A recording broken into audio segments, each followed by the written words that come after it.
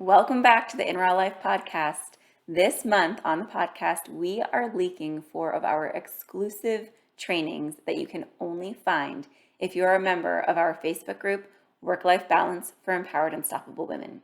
These 4 trainings are huge time savers and so short so that you can get the information and take action quickly.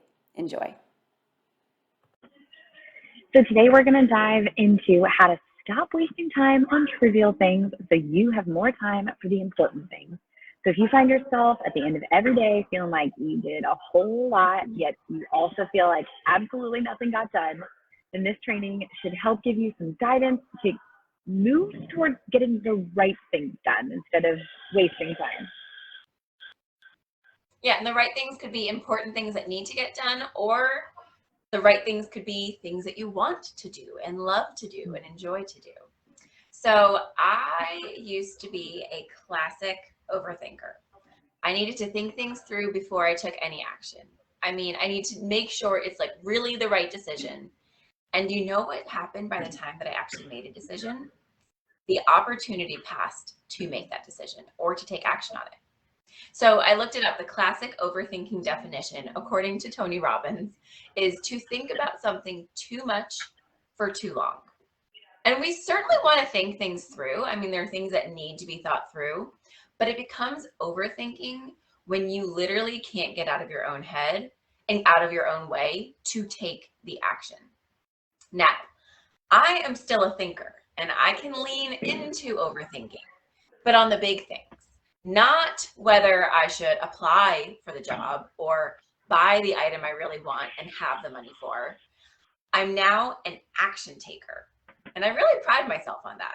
So all that time that I used to spend on ruminating over little things, something someone said to me, what the heck I should eat for lunch or dinner, or when I should reply to a text or an email, now I just take action or make a quick decision on when I will take action. So let's take emails, for example. Many people, and I don't have exact numbers on this, but many people check their emails multiple times a day. And I venture to say it's at least 20 plus times a day that people open their emails. So now think about that. Do you really need to open it that many times a day? Like, do you actually have to click on it to open it up 20 plus times a day? Not always making decisions or taking action and then closing it only to open it 10 minutes later and still ruminate on what you're going to do about it. Or would it be more efficient and give you more time to open it 3 to 5 times a day? Have set times, take action or make decisions on everything in there, and then go do something more important that you actually love and want to do or need to do. I love the time that I have gained just from these little tweaks and how I take action to stop the overthinking and just do the dang things. Okay, so I want to tell you about something that I learned about myself recently. It's kind of similar to emails because I've definitely found myself, checking emails, and it's so funny too because you're like, what am I going to do with this? I just need to know if somebody sent me an email similar to the way that I just need to know if somebody liked my photo or commented or whatever. So I gave up social media in January, and I learned how much I turn to social media, not just when I'm bored, but when I'm dealing with some emotions and maybe trying to mask it. So I gave it up it was just 21 days, not all of January. And at the end of it, or in the beginning, it was really hard because I was like, when something emotional happened, I wanted to go and escape, to the bathroom because I've got 2 young kids and that's the best place to get some quiet alone time, even if you're just standing there. So I wanted to go in the bathroom and just scroll and tap out of the heightened emotions, like my 5-year-old screaming at me for nothing or whatever. Maybe I got some bad news that I didn't want to let that emotional thing take a toll on me. I was just like, oh, it's going to be okay. It's going to be okay. Scroll to social media. That's what I realized what I had been doing. And now that I had given up social media, I couldn't do that. So first I'm like, oh, well, I'm going to go check my email. I'm like, this is the same thing. The whole point is to learn how to deal with your emotions. So I started checking my email just to mask emotions. And I started reflecting on who I am and dealing with the emotions and processing what was given to me, even if it was hard and uncomfortable. But then I found that I was stronger on the other side of it. And I didn't lose, a whole half hour of my day, because of course you just go to scroll to like mask emotions, and the next thing you know, you've been on social media for half an hour, which is crazy.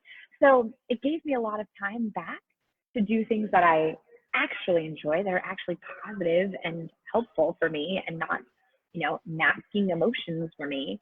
So like, I just want to encourage you, social media is such a trivial time suck if you're not careful. I'm not saying get rid of it altogether, but what I am saying is that the healthiest approach to social media is to use it for exactly what it's named, social. So I want to challenge you. The next 5